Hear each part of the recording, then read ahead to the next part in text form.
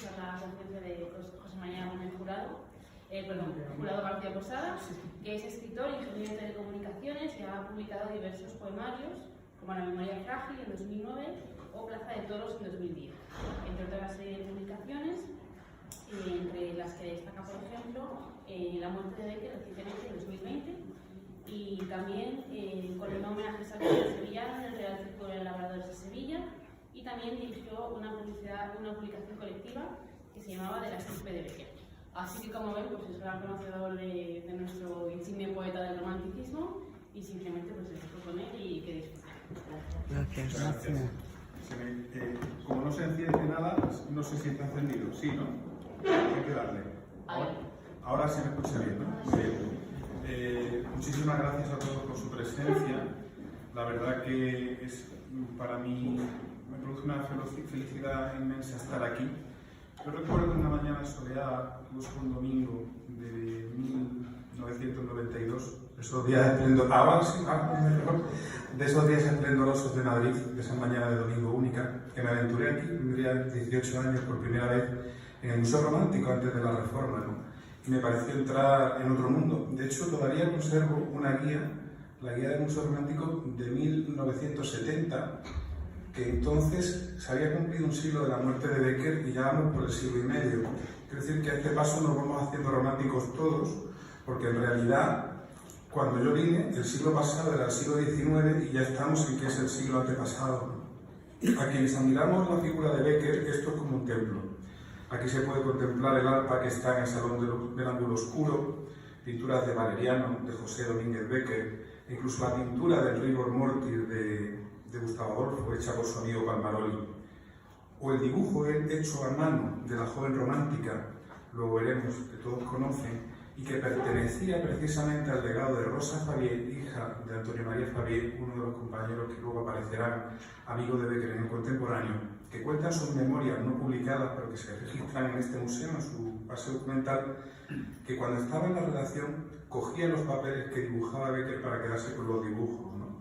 En fin, estoy encantado, la sala es preciosa. Además, hemos venido aquí, parece que los medios técnicos funcionan. Le comentaba yo antes a Zulima que vamos al Museo Tecnológico y no funciona nada, vino al Romántico y todo perfecto. Lo que no tendría que haber hecho es haberme cortado el pelo. Ya me he dejado la cabellera beckeriana para ya estar en sintonía total con esto. Sí, yo quiero empezar haciendo una reflexión sobre los medios. La idea que nosotros nos hacemos de la realidad procede de los medios de comunicación y de lo que nos cuentan. Y esos medios de comunicación masivos se iniciaron precisamente con la prensa. De manera que la imagen mental que nosotros nos podemos hacer del siglo XIX no dista mucho de la que nos podemos hacer del siglo XX. Acudiendo a los periódicos de la época, si nos abstraemos de nuestra realidad, realmente podemos llegar a sentir, vivir y coger el pulso de la época. Pero para eso hacía falta que hubiera buenos escritores, grandes escritores.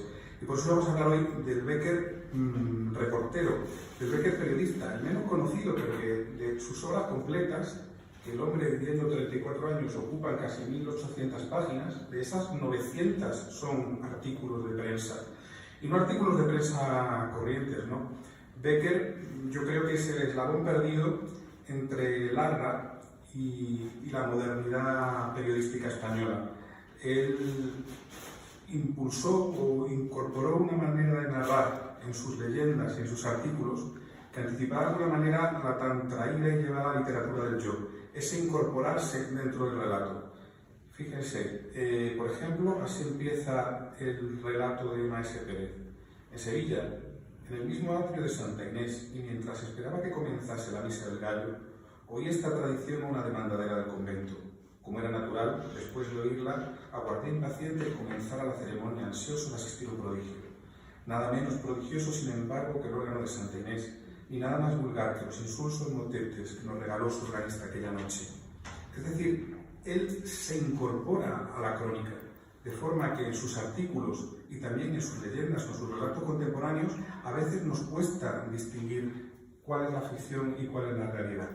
Por ejemplo, tenemos aquí, conocido de todos, el Monte de las Ánimas. Esta es una instalación, una imagen, un pantallazo que yo le voy a ir poniendo del periódico contemporáneo, de imágenes de época, según vayamos avanzando en la lectura.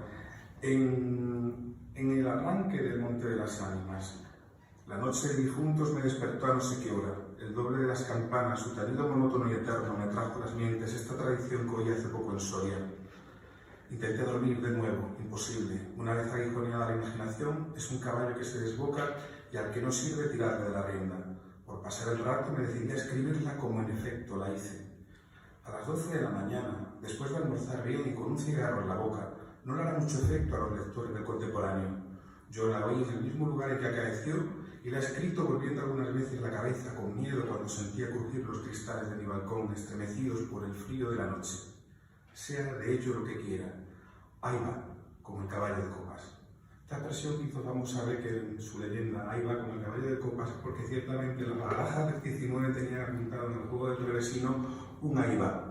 Y ese ahí va es el que vieron que tenían sus amigos cuando él murió y empezaron a sacar sus leyendas, ese carácter de borrador de sus obras. Él no le daba tiempo, fue muy joven a poder trabajarla, a poder hacer una novela como había previsto, y hubo de contentarse muchas veces con la urgencia del periódico. Ahí va.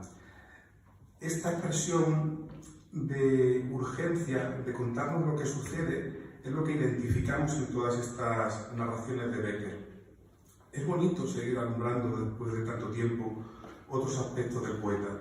Conocemos al Becker de las rimas, al Becker narrador, al Becker periodista, hubo un Becker que intentó prosperar en la zarzuela, al dibujante, incluso al cronista político y al promotor de obras editoriales, porque él empezó trabajando con los templos, con la edición de los templos de España. Y hay un Becker director de periódicos, incluso un Becker censor, del que no ha quedado rastro, porque dice que le prestaba el sello a sus amigos, ¿no? Hoy vamos a analizar la figura del Becker periodístico y lo vamos a hacer buscando un triple objetivo, ¿no? Vamos a analizar primero cómo fue el periódico El Contemporáneo, el desarrollo de su carrera literaria. Explicaremos después los grandes reportajes que hicieron a Becker famoso en la prensa de Madrid. Y por último, daremos cuenta de un posible descubrimiento que es el que yo he tenido la suerte de trasladar a este libro de reciente aparición, Becker 1862, en el que navegando a través de las aguas digitales de Internet y las hemerotecas, me encontré, como veremos después, con una serie de reportajes. Entonces todo era anónimo, pero lo que hizo Becker, sabemos que era de Becker porque sus amigos lo rescataron, que probablemente, aunque yo no lo he querido cerrar del todo porque hay que dejar siempre un ámbito de niebla y de difusión, de difusa sombra a todo lo que es el siglo XIX, pero que yo presiento que son de Becker, que hemos llamado anónimo beckeriano, y que dan una imagen nueva, no conocida de la ciudad de Sevilla, y sobre todo confirman una de las lagunas biográficas que había encontrado Adolfo Becker, que si pudo volver o no volver Becker a Sevilla. Me han dicho que el libro se puede encontrar aquí en la librería del museo, pues si tienen ustedes interés de profundizar, pues ya verán. Bueno, ¿cómo llega Becker al periodismo? Pues bueno, Becker llega al periodismo un poco como el personaje de Las ilusiones perdidas de Balzac. Si no han leído la novela, ha habido hace poco una película muy bien hecha, donde se nos narra la aventura del joven que viene a ganar el París literario y acaba en los agujeros más oscuros del periodismo haciéndose millonario. No digamos Becker no se hizo millonario, ni tampoco estuvo en los agujeros más oscuros, pero sí es verdad que el periodismo de esa época era un periodismo combativo, político, en el que uno se ponía de alguna manera al servicio de algunas cabecillas partidistas, ¿no? ¿Qué siente Becker al llegar a Madrid? Pues siente que puede vivir las grandes esperanzas de la obra de Níquel, ¿no? En 1854, un jovencísimo Becker se monta en la plaza del Duque de Sevilla a lomo de una diligencia que en un tránsito de cinco días, hoy he llegado yo a Madrid en apenas 2 horas y cuarto, a través de desvencijadas ventas cervantinas todavía amenazadas por, fíjense en el año 1862 como pinta Gustavo Doré el derrumbe de una diligencia por el paso de Peñaperro, ¿no? Todavía nos hablaban de un mundo antiguo y casi primitivo. En ese sentido, cuando se va incorporando el ferrocarril a la construcción nacional, va siendo posible el retorno y el viaje más fácil de Bécquer a los lugares que fue visitando, ¿no? Llega a Madrid con apenas unas cartas de recomendación, consigue presentar a Isabel II y a Francisco de Asís su proyecto para hacer la historia de los templos de España, pero solo consigue publicar un volumen, termina agotado y en ese agotamiento llega a estar al punto de morir, ¿no? Gustavo Adolfo Bécquer era una persona de salud débil, se ha hablado mucho acerca de las posibilidades de su enfermedad. Yo cada vez tengo más claro que era de origen genético, porque su padre muere un año más joven que él y su hermano solo mayor, estamos hablando de que muere a los 34, a los 36, a los 32. Y el caso es que estuvo a punto de morir en torno a los 20-21 años por el tremendo esfuerzo que le supuso hacer esa historia de los templos de España. Entonces, cuando Bécquer llega al Madrid al que llega, se encuentra esa Puerta del Sol, que aquí está representada en la época de la Revolución Gloriosa, pero que no cambia, la que había hacia 1854, y tenemos a un Bécquer que por un lado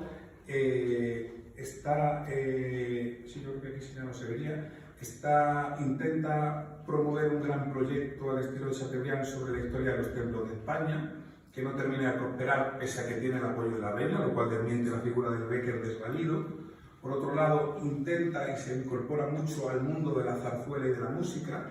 Ahí se enamora de la soprano Julia Espín, que es la que le promueve a hacer, la que inspira las famosas rimas, o parte de las rimas. Y por otro lado tenemos al Bécquer dibujante, que cuando Rodríguez Correa nos cuenta que entra en la Dirección de Bienes Inmuebles, lo echan y queda enseguida cesante porque se entretenía en hacer dibujos, ¿no? Estos son los años de bohemia de Bécquer, en los que no habría que descartar que incluso en alguna ocasión hubiese tenido que dormir al raso, probablemente en el Prado, ¿no? Pero conoce a un buen hombre, Ramón Rodríguez Correa, un cubano que ha estudiado en Sevilla, amigo del Marqués de Salamanca, y que enseguida lo va a ayudar y lo va a proteger porque se da cuenta de la grandeza de este hombre, ¿no? Esto es lo que lleva a Bécquer al periódico El Contemporáneo. He querido pintar o poner ahí la imagen más famosa del retrato de Lauren de Bécquer, porque hecho hacia 1864, cuando era en los meses en los que fue director del periódico, nos da una imagen del hombre burgués, bien establecido, feliz, con su familia, que dista mucho de la imagen romántica que conocemos, ¿no? Tras estos 6 duros años en Madrid, entrar en el periódico El Contemporáneo lo libera de las servidumbres de la Provenza y empieza a poder desarrollar de verdad su carrera literaria, ¿no? El primer número del Contemporáneo aparece el 20 de diciembre de 1860 y ya ahí figura la primera de las cartas literarias a una mujer. Dos cosas importantes aquí. El formato epistolar, que luego dará gloria a Bécquer con las cartas desde mi celda, ya aparece en el primero de los números del Contemporáneo. Pero es más, lo subrayo aquí en pequeñito, que no nos deja esto más. En la carta literaria a una mujer, él que apenas incorporó poesía a su acontecer en el periódico, escribe ya "La poesía eres tú". Es decir, Bécquer era Bécquer desde el primer momento en que se sienta a escribir al Contemporáneo. Había hecho ya ese ejercicio que dice González Ruano que tiene que hacer un escritor, que llegara al periódico con 500 o 1000 artículos hechos o escritos, borrados y tirados, ¿no? Bécquer empieza a trabajar sobre todo, o aparecen sus escritos, en la sección de variedades. Ahí es una sección en la que, de manera anónima, porque toda la prensa de la época era anónima, van apareciendo sus cartas, ¿no? Y solamente el 19 de mayo de 1861, bueno, en abril, antes del 19 de mayo de 1861, que es cuando se casa con Casta Esteban, publicará una rima, o la publicarán unos amigos, la famosa rima de "por una mirada a un mundo, por una sonrisa a un cielo, por un beso". Yo no sé lo que dirá por un beso. Si ustedes quieren acceder al periódico El Contemporáneo, tienen que entrar por 2 vías diferentes. En la hemeroteca digital de la Biblioteca Nacional, que no hay ningún problema, pero que falta el año 1862, o en la colección de la Biblioteca Virtual de Patrimonio Histórico, la Biblioteca Digital de la Res Histórica, que incorpora los fondos del Ayuntamiento de Madrid, donde está el año 1862. Cuando yo encontré estas cartas sin firma de Bécquer, como todo lo que se publicaba, ya había habido alguien, Dionisio Ramallo Fierro, que había encontrado unas cartas parecidas en 1864, pero que él no se había atrevido a afiliar como cartas beckerianas, porque era incompatible con la estancia de Becker en Veruela. Lo que pasa es que eso luego es matizable, porque en la medida en que uno profundiza en cómo se escribía en ese tiempo, identifica o ve que verdaderamente en muchas ocasiones el tiempo de la escritura y el tiempo de la publicación no coincidían. Pero yo me preguntaba, ¿por qué, habiendo tanta gente que ha investigado a Becker, por qué, habiendo tantas personas que han dedicado su tiempo a esto, no se ha sugerido siquiera esta posibilidad, ¿no? Y yo creo que se debe a dos causas, ¿no? La primera, que esta segunda colección de 1862 se ha digitalizado hace muy poco tiempo, por lo cual la gente realmente no había podido hacer una búsqueda intensa. Y en segundo lugar, que la gente cuando venía a investigar en Madrid, pues supongo que tendría que decidir entre consultar los periódicos de la Biblioteca Nacional o consultar los periódicos en el Ayuntamiento, con las dificultades que ello contenía. Y como se iba buscando la sección variedades, pues realmente nadie buscaba una sección expresa de correspondencia, ¿no? En ese sentido, si ustedes quieren apuntarse a la aventura de pasear por el siglo XIX, a través de estos recursos digitales lo podrán hacer de maravilla, ¿no? En fin, el Contemporáneo se publica entre 1860 y 1865. Es un periódico afín a la línea más conservadora del Partido Moderado. El siglo XIX políticamente fue un desastre. Teníamos por un lado las facciones más conservadoras fuera de la política, que eran los carlistas, y dentro de lo que era la política liberal había, pues como ahora, dos grandes divisiones, ¿no? Entre, podríamos decir, republicanos y monárquicos, pero que a su vez dentro de los republicanos ya aparecían las primeras facciones pro socialismos utópicos, y dentro del mundo moderado o dentro del mundo monárquico pues encontramos desde los espadones militares a los neocatólicos o al movimiento liberal moderado al que pertenecía González Bravo, apoyado y sufragado por el omnipresente y controvertido magnate José de Salamanca. De hecho, Becker muere en una casa de José de Salamanca, en la calle Claudio Coello, una de las primeras que se hace en el barrio, porque allí es acogido por Ramón Rodríguez Correa, que era uno de los factotum del Marqués. ¿Qué sucedía? Lo que comentaba antes, ¿no? La prensa madrileña era combativa y partidista. Los rotativos estaban fundados en torno a un cabecilla y como había una censura muy activa, la ley nocedal no permitía hablar de la política interior, pero así se hacía, todos escribían de manera anónima y alguien, un testaferro, que se pasaba mucho tiempo en la cárcel, pero que lo cobraba bien, verdaderamente asumía la responsabilidad de todo lo no firmado, que era el periódico completo, ¿no? En las revistas literarias era diferente. En las revistas literarias, como la América o el Museo Universal, Becker se firmaba los artículos, y ahí se aparecen algunos reportajes y leyendas reconocidas suyas, pero el otro corpus de leyenda realmente o se hubiera perdido para siempre, lo cual hay que pensar que nunca es posible, porque siempre hay algo que hace que salte, ¿no?, el genio hacia la humanidad, ¿no? Pero verdaderamente, seguramente alguien habría dicho qué bien está esto, ¿no? Pero lo rescatamos porque sus amigos, en la Nochebuena del año 1870, se reúnen y deciden publicar sus obras e intentar publicarlos grabados del hermano, porque tenían la sensación de que lo que se había perdido era un gran proyecto de hombre y un gran proyecto de persona. Y conmueve mucho como Ramón Rodríguez Correa escribe en la nota: ojalá seas eterno, libro que llevas la vida de mi pobre amigo, ¿no? O sea, nunca una bendición de eternidad fue más cierta que la que hizo Ramón Rodríguez Correa sobre Gustavo Adolfo, que a su vez alumbró la eternidad de la bondad que haya tenido siempre con él, ¿no?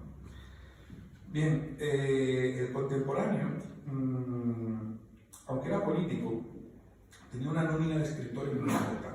Como he dicho, González Bravo, que fue el ministro de Gobernación y el primer jefe de gobierno, el primer presidente del gobierno de gabinete con Isabel II, cuando él era muy joven, y el último, cuando es ya muy mayor, después en la Revolución Gloriosa, cuando lo van a echar, un hombre gaditano, un político, bueno, ahora diríamos caciquil,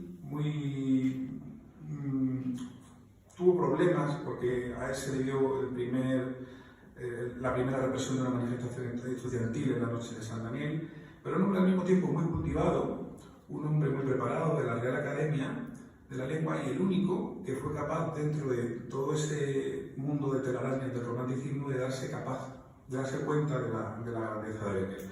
Pero claro, los nombres que había ahí no eran menores. José Luis Alvareda, que es el director del periódico, era hijo de un ganadero de Jerez, y de su familia nace la ganadería de Miura, porque ellos tenían una ganadería que se vende a Miura y que procede de ese mundo del sur andaluz, de donde recuperan a gran parte de los colaboradores, ¿no? Tenemos al gran Juan Valera, el autor de Pepita Jiménez, 10 años mayor que Bécquer y de otro extracto social, y que luego tuvo mucho valor plenipotenciario en el mundo como cónsul y demás, y que tenía, parece ser, ciertas reservas con Bécquer, y le costó mucho reconocer su poesía, aunque según iba por todas las cancillerías, hasta las cancillerías rusas, se iba encontrando que los versos de Bécquer se iban reproduciendo y se iban traduciendo. Antonio María Fabié, de quien les hablé antes, un trianero, que llegó a ser el último ministro de ultramar, lo cual no es poco, hablando de España y de su imperio, que poco después se disgregaría tras el 98. Y Ramón Rodríguez Correa, esta persona muy curiosa, de la que nos habla también Galdós, como decía, el testaferro y protector de Bécquer, cubano, y que llevaba una vida completamente desordenada, porque se levantaba a las 6 de la tarde y entonces aparecía en los casinos y en los cafés a politiquear, ¿no? En el libro periódico madrileño de Harzenbusch de la época tenemos un vademecum extraordinario de todos los periódicos publicados desde el siglo XVII. Ahí aparece la lista completa de los redactores del contemporáneo. Yo os he señalado los que son los más relevantes, ¿no? Está establecido el contemporáneo primero en la calle de la Greda, que es la calle Madrazo, y luego en la calle Trajineros, donde, mirad aquí, justo en el Museo del Prado, probablemente en lo que es el Instituto de Crédito Oficial o en algunas construcciones parecidas. Y esto, aparte de que apareciera firmado como Trajineros 20, y esa zona se llamaba así por el rum que había, ¿no?, cercano al Museo del Prado, lo sabemos porque el propio Bécquer, cuando hace una reseña del carnaval, nos enseña cómo es la redacción del contemporáneo. Dice: vamos a abrir los balcones de nuestra redacción, y él contempla un cielo gris, tristísimo y opaco, sobre el que flotan algunos sueltos jirones de nubes oscuras, un tapiz de lodo interrumpido a corta distancia por sucios charcales en cuyas cenagosas aguas caen las anchas gotas que preludian un aguacero terrible, y en el fondo, rodeado de altos cipreses, negros y melancólicos, como todo el panorama que descubre la vista, una tumba, el 2 de mayo. Claro, es el monumento al 2 de mayo, que hay ahí al lado del Hotel Ritz, o sea que realmente podemos, a través de las cartas, de los periódicos, revivir, como hacían también nuestros abuelos, a través de la zarzuela, la época romántica, y encontrar en estas narraciones y en estas descripciones un poco la reconstrucción de esa época, ¿no? El periódico contemporáneo se dedicaba a la política, por eso están tan cerca del Congreso de los Diputados. Iban y venían continuamente porque su misión era servir a su partido, y de hecho luego veremos cómo acaban en parte todos peleados, pero a todos les fue bien, porque cambiando uno de partido, cosa que ya era muy propia en el siglo XIX, no se ha inventado nada, todos acabaron de ministros, ¿no? El único que no acabó de ministro fue Bécquer, que acabó de censor, pero que tampoco cumplía los requisitos para el cargo. O sea, González Bravo, que, bueno, bendita prevaricación, tuvo que prevaricar, ahora nos produciría vergüenza, pero le consiguió un buen puesto a Bécquer que le permitió cierta autonomía hasta que estalla la revolución, y claro, se tiene que escapar a Toledo porque se lo echarían en cara. Si bien es cierto, esta España sí se diferencia de la anterior, sus amigos no le reprocharon ser conservador, sino al contrario, enseguida lo invitaron a que volviera de Toledo a Madrid, e incluso le dieron la dirección de la Ilustración de Madrid, que era bueno, un suplemento de un periódico muy importante de Madrid, y que realmente era de la cuerda completamente antimonárquica, ¿no? Pero él allí pudo desarrollarse literariamente. Él, por ejemplo, cuando está, bueno, decía que era un partido que era muy político y contemporáneo, pero también se atendía mucho al devenir social y cultural de la ciudad, por lo cual la gente, la clase burguesa, aunque bueno, el periódico se difundía mucho. Harzenbusch dice, por ejemplo, que en el año 1860 nacen 40 periódicos en Madrid, que son muchísimos, ¿no? hablan de la vida en los salones de Madrid, de la ópera, de la zarzuela, de los toros que se echan a suerte porque les cuesta ir a hacer la crónica de toros, no porque no les guste, sino porque luego es muy tedioso tener que hacer la descripción de todo lo sucedido y ellos prefieren fijarse pues, en esta línea beckeriana de admirar la belleza de las mujeres que asisten a la plaza, etc., ¿no? Y tenemos un testimonio muy bonito de cómo Becker, cuando se retira en Veruela, sigue añorando esa época. Y a mí me gusta mucho ver a este hombre joven y feliz recordando ese tiempo venturoso. Él anota en las cartas desde su celda de Veruela: como le he visto nacer, como desde que vino al mundo he vivido por su vida febril y apasionada, el contemporáneo no es para mí un papel como otro cualquiera, sino que sus columnas son ustedes todos, mis amigos, mis compañeros de esperanzas o desengaños, de reveses o de triunfos, de satisfacciones o de amarguras. La primera impresión que siento, pues, al recibirlo es siempre una impresión de alegría, como la que se experimenta al romper la cubierta de una carta en cuyo sobre hemos visto una letra querida, o como cuando en un país extranjero se estrecha la mano de un compatriota y se oye hablar el idioma nativo. Hasta el olor particular del papel húmedo y la tinta de imprenta, olor especialísimo que por un momento viene a sustituir al perfume de las flores que aquí se respira por todas partes, parece que hiere la memoria del olfato, memoria extraña y viva, indudablemente existe. Curiosamente, Becker, que es un genio y que está en el sentido y en la era de su tiempo, está aquí anticipando la memoria involuntaria cristiana, todo esto de la Magdalena, el recuerdo involuntario, ¿no? Es la memoria extraña y viva que indudablemente existe. Y me trae un pedazo de mi antigua existencia.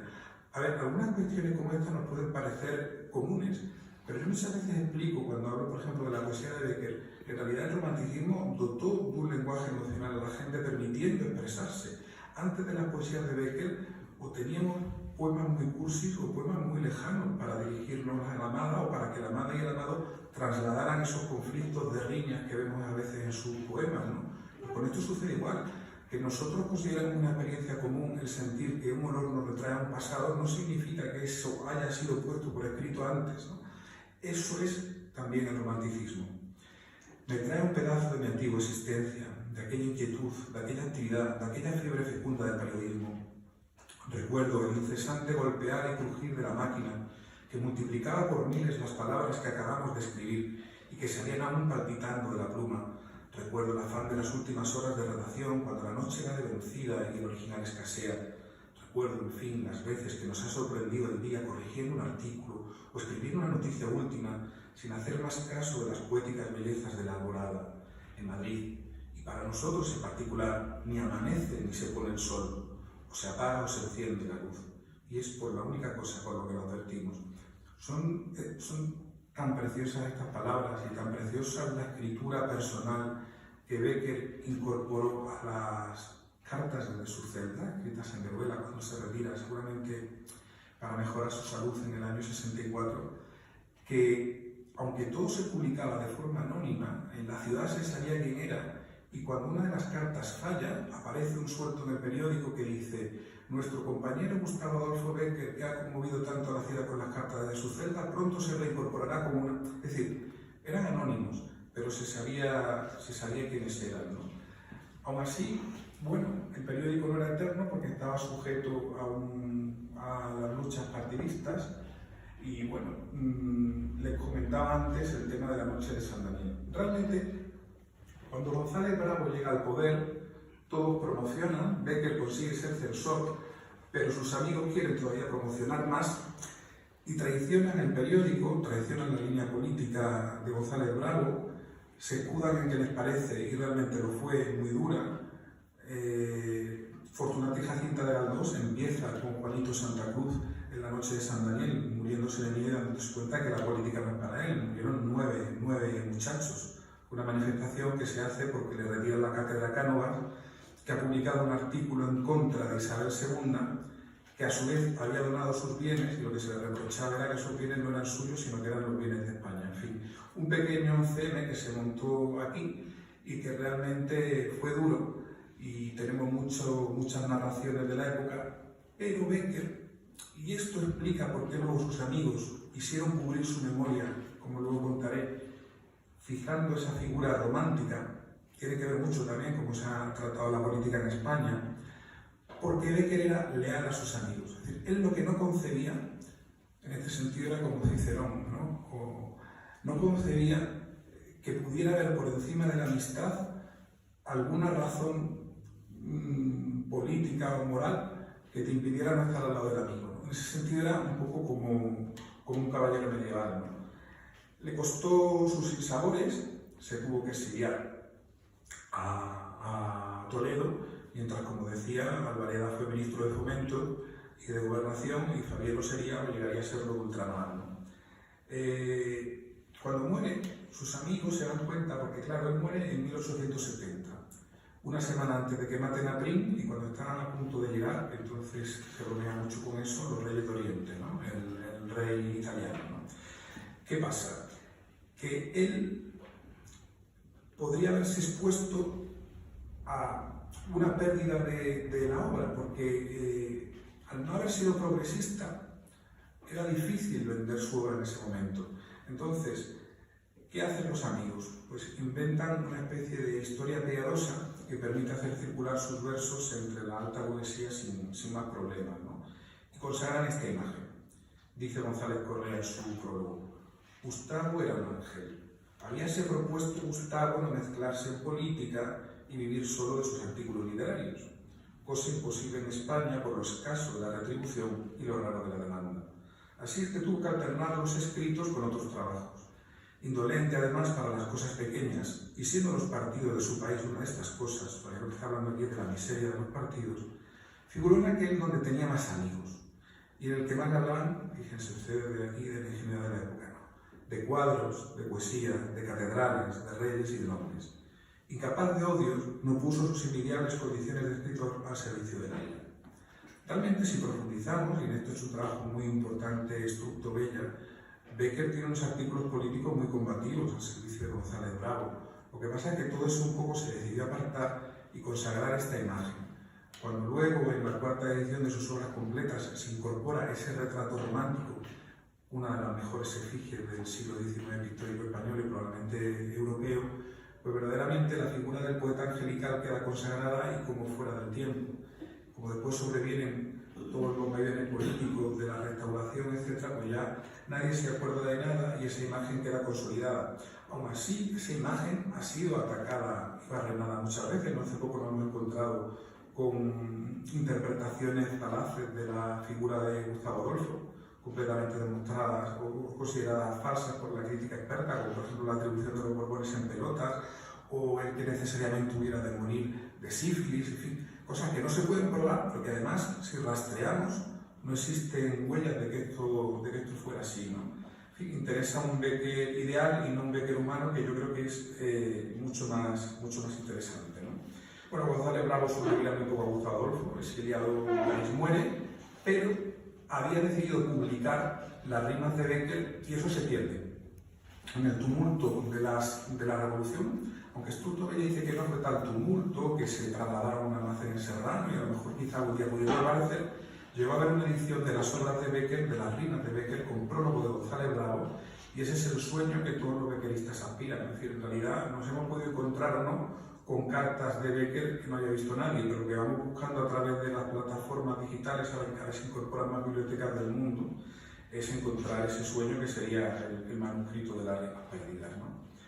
En fin, Bécquer termina su vida literaria, digamos, su vida periodística en el contemporáneo en 1864, empieza a trabajar como censor, sigue al lado de González Bravo, y en definitiva, en esa segunda parte ya de su vida, tan cortísima, o la tercera parte de su vida madrileña, ¿no? Primero con las ilusiones perdidas, luego las grandes esperanzas y al final esa decepción política, bueno, pues ya viene entregado a proyectos como la Ilustración de Madrid, revista de política, ciencia y literatura, donde él ya también trabaja su hermano, y que surge en oposición a la Ilustración iberoamericana, porque lo que quieren es promover el arte español, las costumbres españolas, y también escribirá y publicará mucho en el Museo Universal. Para conocer el Bécquer periodista, el Bécquer del contemporáneo, es fundamental la edición de María de Pilar Palomo, un congreso que se realizó, Bécquer periodista, donde nos dan todas las claves para comprender a nuestro autor. Vamos ahora a las grandes crónicas beckerianas.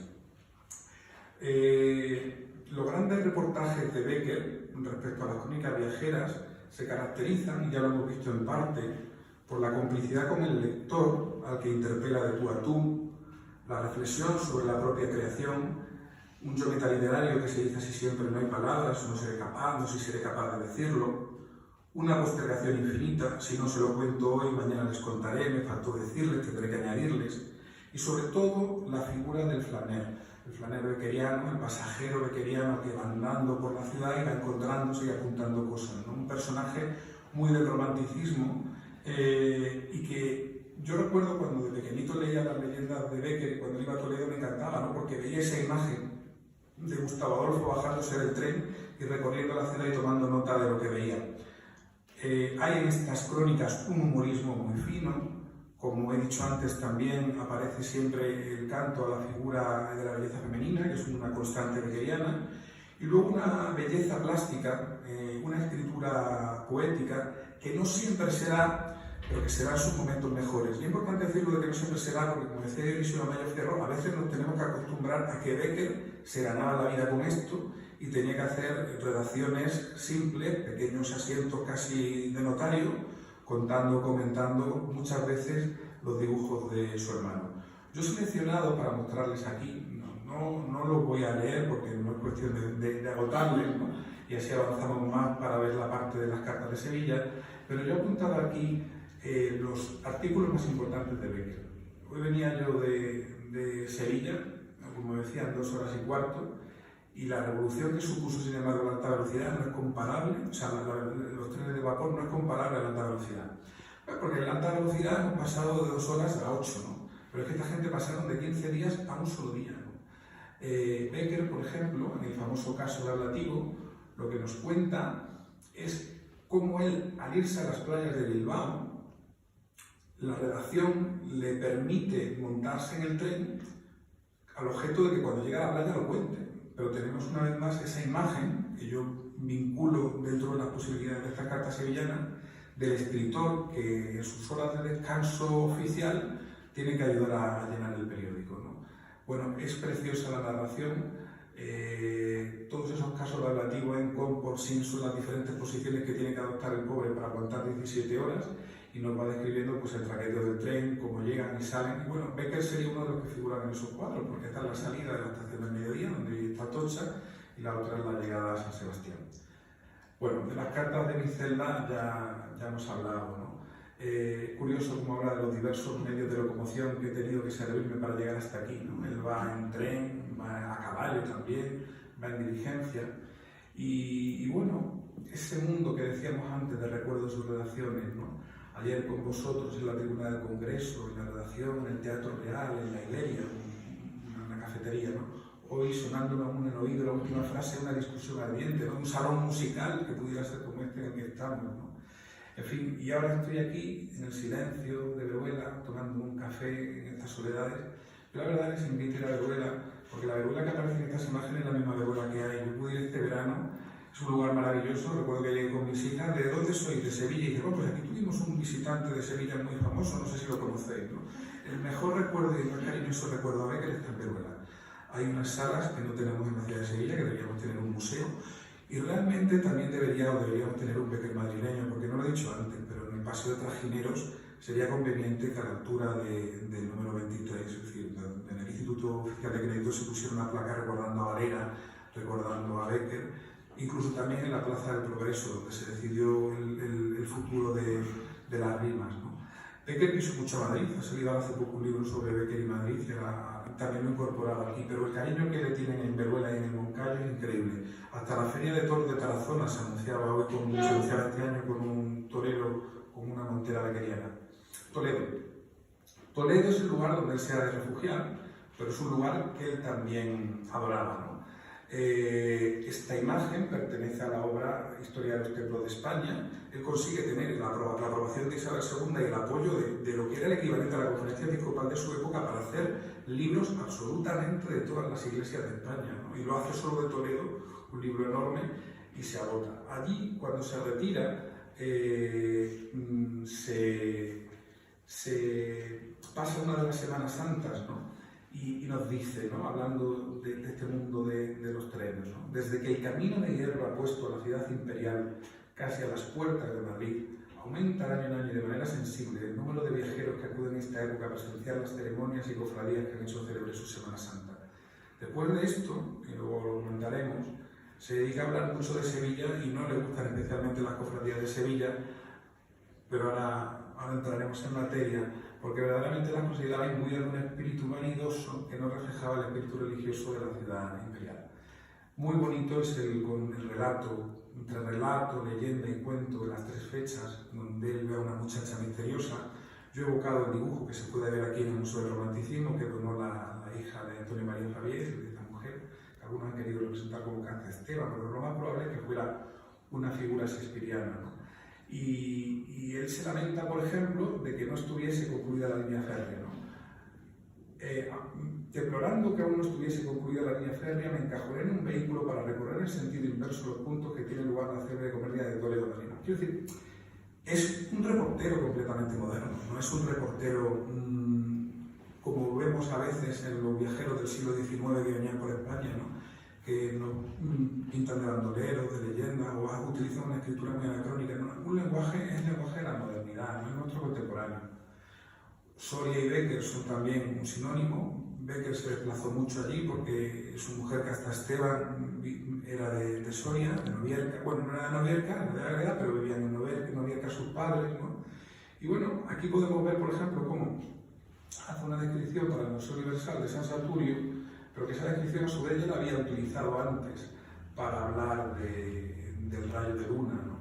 Y es bonito aquí, por ejemplo, cuando dice avanzando por entre los inmensos jardines que bordean la margen del río, bueno, esa alameda de la que él habla, ¿no? Arranco una hermosa alameda que bañando sobre la orilla son los álamos del amor que ayer tuviste y de rosilleros vuestras ramas llenas, es decir, ese espíritu de Bécquer y Machado a los que les llama la tierra soriana como tierra castellana, que les habla del idioma, y esa, digamos, muy del romanticismo, ¿no? Ese espíritu poético, ese elan, ¿no? Que traslada a esos escritores al mismo paisaje, ¿no? De las crónicas de Sevilla son muy importantes para lo que vamos a hablar, digamos, tres. Una, la que yo os he comentado antes, hecha en Toledo, ¿no?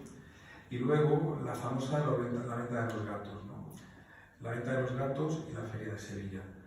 La venta de los gatos está escrita en 1862, aparece iluminadamente en noviembre en el Contemporáneo y nos describe una ciudad muy cambiada, muy diferente, muy distinta. Esto ha llevado a pensar a muchos autores que verdaderamente Bécquer hubo de trasladarse a Sevilla porque si no, no lo podría haber contado, ¿no? Sin embargo, otros basándose en que la fecha en la que el cementerio de San Fernando se había fundado había sido unos años antes, lo consideran una indicación beckeriana o una información procedente de su hermano. A mí me cuesta creerlo, uno lee La venta de los gatos y realmente siente que está viendo un testimonio real, ¿no? Y eso es difícil de fingir, ¿no? En todos los retratos históricos siempre se busca esa consistencia para validar los testimonios, ¿no? Y precisamente de aquí sale la principal pista, como luego veremos, para las cartas que yo he encontrado, ¿no? De la Feria de Sevilla, otro tanto. La Feria de Sevilla, él lo escribe en el 69, él entonces sí es verdad que está en Toledo, pero no se habla de la feria que él conoció, que apenas tenía 8 años en la feria cuando él se va, se funda en 1847 y él se va en el 54, sino se habla de una feria que ya ha sido tomada por la clase burguesa alta, por los duques de Montpensier, una feria que ya ha dejado las costumbres inveteradas andaluzas y las ha transformado en costumbres francesas, y nos habla de una feria en la que ya el aspecto ganadero es muy limitado, ¿no? Eso Bécquer tenía que haberlo visto, no cabe otra posibilidad, me parece a mí, pero bueno, todo podría ser, ¿no? En el sentido que os decía antes de Madrid, por no dejarlo aparcado, él quiso mucho Madrid, se ilustraron muchas imágenes madrileñas en la ilustración de Madrid, aquí con su hermano Valeriano, por ejemplo, las galinejas, que ahora la podemos encontrar cuando la verbena de la Paloma o a lo mejor en la romería de San Isidro. Esta es la famosa Puerta del Sol sobre la foto de Laurent, pero aparecida en grabado en la ilustración de Madrid.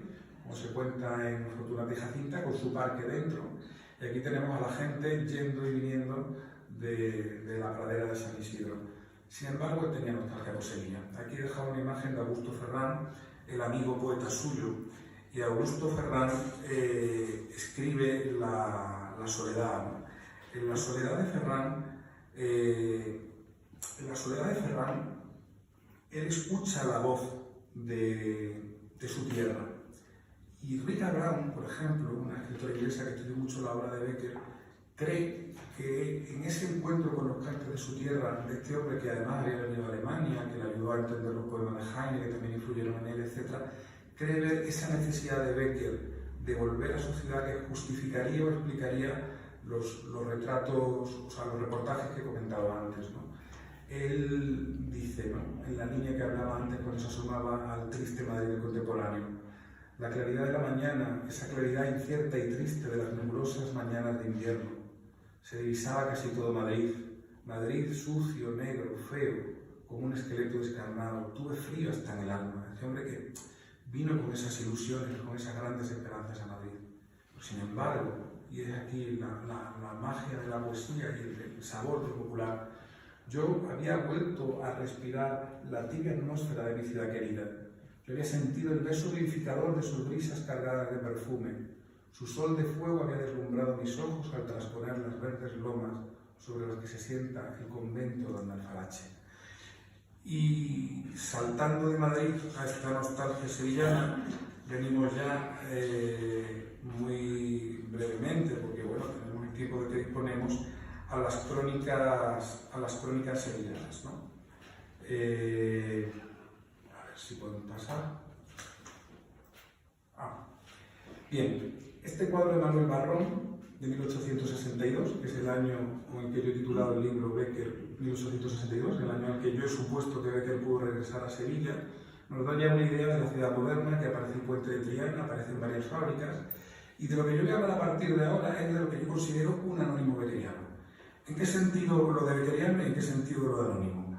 Bueno, en un triple sentido casi. Beckeriano porque aparece en el periódico del contemporáneo, beckeriano porque nos narra la época vivida por Becker, la Sevilla de Montparnasse, y por otro lado beckeriano porque si Becker no las escribió, al menos hubo de leerlas, y entonces habíamos de inferir, posibilidad un poco compleja, que la inspiración para hacer ciertos cuadros, como este de la feria es muy trascendente porque, por ejemplo, ahí aparece la que se creía primera mención de Cante Hondo, y además pone en suerte la descripción que se ha hecho siempre de la feria de día, la feria de noche, es decir, que requieren un conocimiento profundo, ¿no? Es decir, pero bueno, podemos suponer que tuvo esa fuente de información. Y en cualquier caso, las cartas son bonitas porque participan de este mismo espíritu que yo les he contado en estos relatos del contemporáneo, porque no nos describen una ciudad como decía que hacían antes los viajeros ingleses, ¿no?, sino que es un hombre que a pie de calle empieza a andar y tú empiezas a ver la Semana Santa, la feria, los toros, el teatro. Es sorprendente porque si uno acota y dice, aquí ya hemos hablado de un hombre que se ha desplazado a Sevilla, son 6 los redactores, y va a suceder que además a este redactor también le gusta la música del teatro y escribe con expresiones iguales que las de Becker. Bueno, pues decía Juan Ramón Jiménez, refiriéndose a Sevilla, que por Sevilla como un gerión de niebla, que el sol más claro no acierta a disipar, y se preguntaba siempre, ¿es Becker? ¿Es Becker? ¿Es Becker? Eso me pregunto yo, ¿no? ¿Es Becker? Fíjense, cuando yo encuentro las cartas, las encuentro porque identifico una errata en una crónica de contemporáneo que me había aparecido en la biografía de Tomás Pavón, el cantaor, donde un cantaor famoso, en lugar de ser llamado el Fillo, es llamado el Tillo. Yo digo, esto lo he leído en algún sitio. Efectivamente, en la crónica de la feria de Becker está mal transcrito el nombre del Fillo por el Tillo. Bueno, puede parecer una errata común, la F y la T se pueden confundir fácilmente, pero es que en la escritura beckeriana son prácticamente iguales. El cantaor no era conocido en Madrid y se puede equivocar el tipógrafo. En fin, no hay por qué pensar nada especial, pero sí hay que mirar, ¿no? Entonces, a partir de esa carta, yo voy rebobinando la historia, voy atrás en el tiempo y me encuentro con la primera de las cartas, ¿no? Y realmente digo, bueno, yo esto lo he leído ya. En La venta de los gatos, el contemporáneo, noviembre de 1862. Cuando el azar me condujo de nuevo a la gran ciudad, que con tantas razones llamada Reina de Andalucía, una de las cosas que más llamaron mi atención fue el notable cambio verificado durante mi ausencia. Edificios, manzanas de casas y barrios enteros habían surgido al contacto mágico de la industria y el capital. Por todas las partes, fábricas, jardines, posesiones de recreo, frondosas alamedas, pero por desgracia, muchas venerables antiguanas habían desaparecido. Bien, apenas 5 meses antes, encontramos en el mismo periódico, con grandísimo placer y no poca sorpresa, notado los progresos que se han hecho en esta capital en la época no muy larga de mi última ausencia. La industria y el comercio crecen de un modo rapidísimo y como natural consecuencia hasta las clases más pobres han mejorado considerablemente en fortuna y al propio tiempo en moralidad. A las grandes fábricas que existían, hace ya algún tiempo se han agregado otras de igual o de mayor importancia. Con la diferencia de que esto es una crónica apresurada, enviada sobre la marcha por carta para que llegue a los 3 días que entonces se tardaba, porque ya llegaba el tren hasta Manzanares el Real, y esto es un artículo con vocación literaria, ¿no? En fin, son un conjunto de 6 cartas que describen a una ciudad en fiestas. En el libro explico profusamente todo lo que implican estas cartas desde el punto de vista histórico, pero también una recreación de la ciudad, y se incorporan algunas de estas imágenes que intentan establecer esta nueva perspectiva beckeriana. Si Becker había criticado mucho la Semana Santa porque la consideraba imbuida de un espíritu artificial, era porque en realidad no era muy favorable a los duques de Montpensier, que estaban favoreciendo sobre todo algunas cofradías de Sevilla como la cofradía de Montserrat. Pero es que la Semana Santa sevillana, aunque pueda hundir su origen en la noche de los tiempos, realmente tuvo un corte pasada la guerra de la independencia, el trienio liberal, hubo 5 años sin cofradías y fueron retomándose bajo la forma de refundaciones. Por eso Becker dice, esto es casi una recreación. Ahora nos parece que es todo eterno, pero en esa época esto tenía casi más apariencia de festival barroco imbuido de tradiciones o de un espíritu romántico, ¿no? Por ejemplo, vemos a Becker decir, ¿no?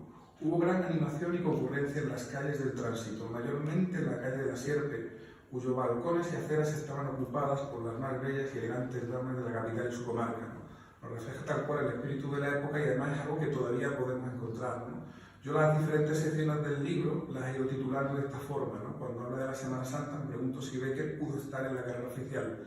Curiosamente, mi editor Manuel Rosal, editando esta imagen, se fijó en que este grupo de amigos pudiera ser, y el perfil da totalmente el perfil beckeriano, si pudiera ser el propio Gustavo Adolfo Becker. Este dato, como hipótesis remota, como hipótesis literaria, porque esto no deja de ser un ensayo de creación, yo en ningún momento he dicho que el que escribe sea Becker, sino un anónimo beckeriano, la vamos a incorporar porque verdaderamente Manuel Cabral de Jarano, como los pintores de esa época, solían poner a sus amigos en los cuadros y ellos eran amigos. Quizá el otro pudiera ser Rodríguez Correa. Becker en la maestranza. La maestranza en su época ofrece el gran telón romántico y no nos debe sorprender esta posible afición de Becker a los toros, porque la afición a los toros era unánime en ese tiempo y porque él incluso de pequeño se dibujaba como figura del toreo en los cuadernos de su padre, ¿no?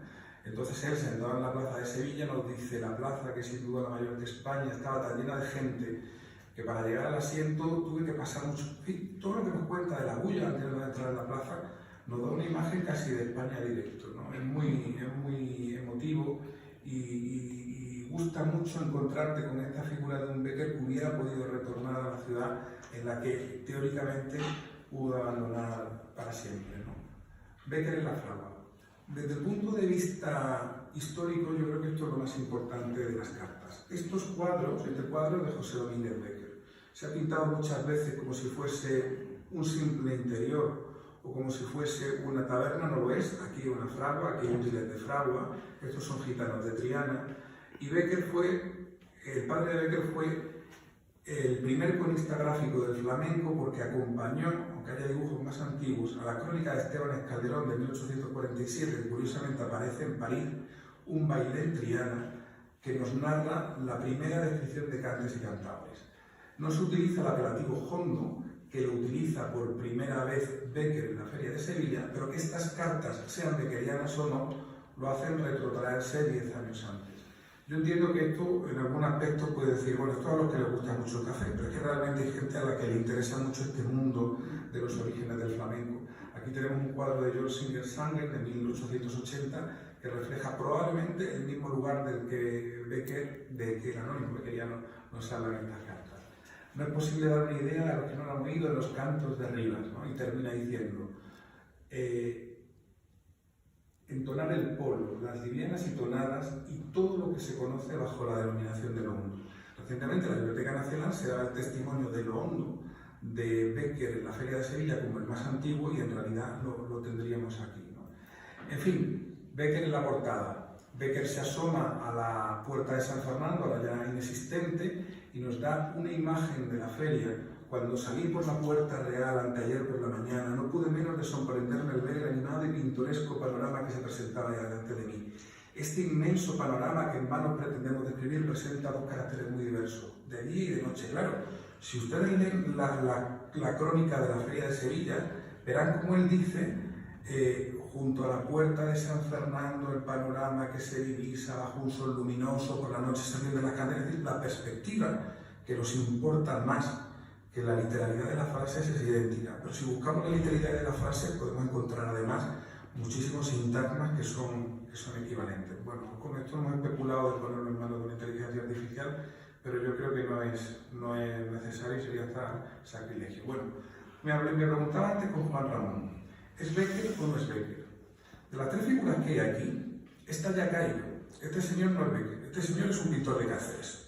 Esto se ha salido básicamente porque Juan Carlos de Lara pidió al Archivo Histórico Nacional que le mandara el cuadro de Laurel y ahí aparecía el nombre escrito. Nadie lo había hecho. Había que desplazarse, había que moverse. ¿No? Juan Carlos de Lara lo pide y sobre la marcha se lo mandan por correo electrónico, el expediente completo. Entonces, la copia de la foto que alguien había dado diciendo este es Becker, pues se ve que no. O sea, un señor que era un pianista de Cáceres, bueno, como nosotros tenemos vinculación con esa querida ciudad extremeña, de la que tengo yo aquí además algunos amigos que me acompañan, sería interesante estudiar también la trayectoria del pintor, ¿no? Este otro Becker nos resulta extraño, quizá, aunque las efigies pudieran coincidir, porque respecto a un aspecto pues, más fondón, ¿no? Propio de una persona que era tan enfermizo de él.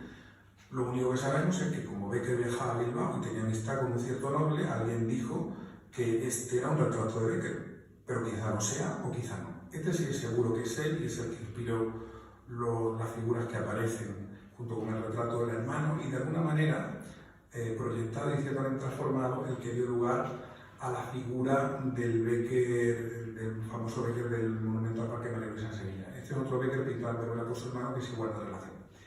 Bien, yo me pregunto, mirando estas cartas, ya no los entretengo más porque ya hemos ocupado el tiempo para esto. ¿Qué características tiene la persona que ha escrito estos textos?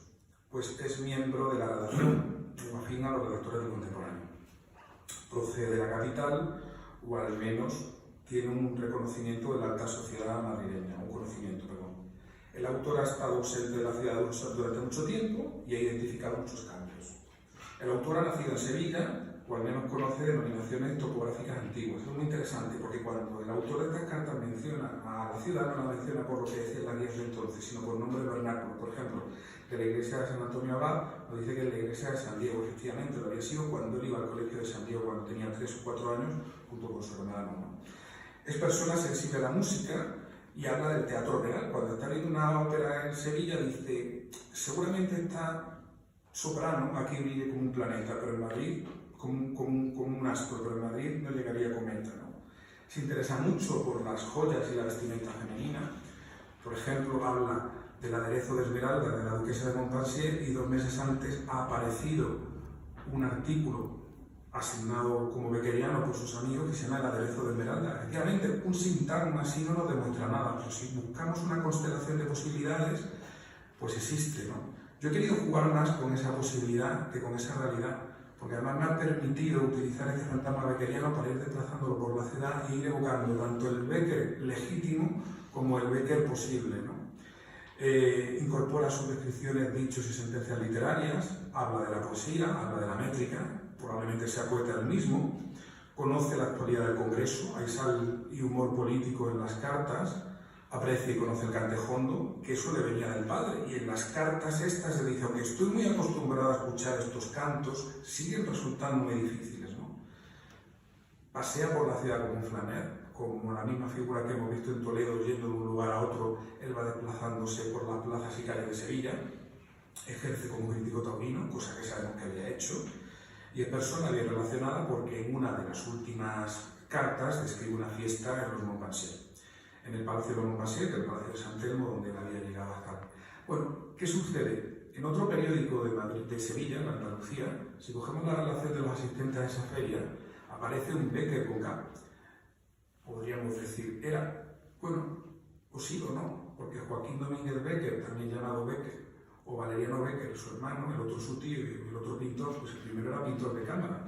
No lo sabemos, pero en alguna medida fue una fiesta beckeriana porque hubo un Becker allí. Yo creo que si ahora unimos estos puntos con un tiralíneas o una pluma a fin de componer un decimonónico retrato robot, creo que nos sale algo muy parecido al retrato conocido de Gustavo Adolfo. ¿Es Becker? ¿No es Becker? Bueno, ahí queda. Muchas gracias por su tiempo.